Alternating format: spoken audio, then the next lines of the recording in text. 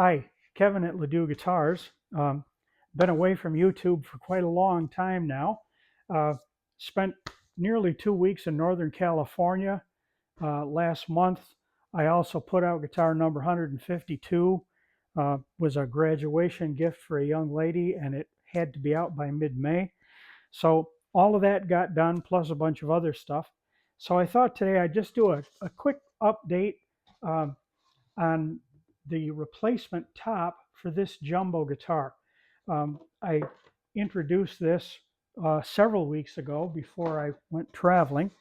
And today I thought I'd just show you that I've got a top made up, got a rosette in it, got a sound hole cut in it, of course.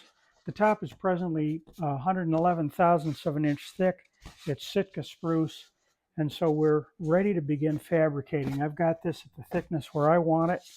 And I guess the main reason for reporting this to you, if you're interested in doing this sort of thing, or you think you may have to on one of your guitars, um, it becomes very important that we get the end of the fingerboard on this neck to meet in the correct position on that top. That is, not too far above, uh, if at all, and certainly not below the edge of the sound hole. So I thought I'd share with you quickly just what I did to make sure that I hit that target.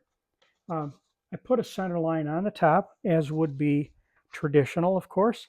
I have my center line established, and I'm going to take the neck that was on this guitar.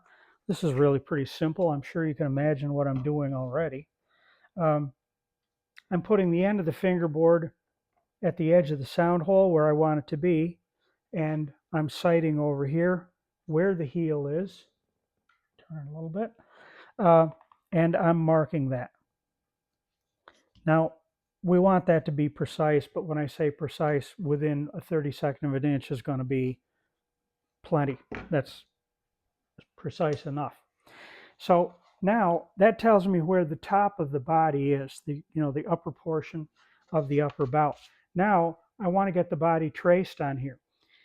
I'm not even going to guess as to whether or not my body pattern, half pattern for this, is exactly the same. I'm not going to even bother to look at that idea. What I did instead to trace my pattern is I put this insert in the neck heel. Here's another one. You can see what it looks like. I make these by the mile because they're so handy.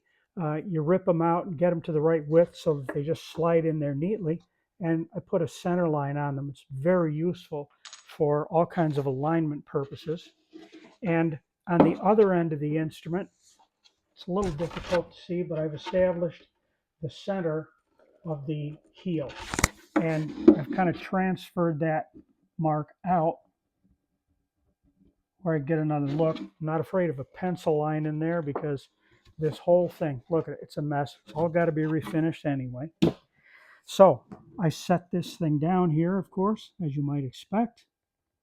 And I match up my center line, double checking all the way. And of course, I trace around that. Easy as slipping on wet ice.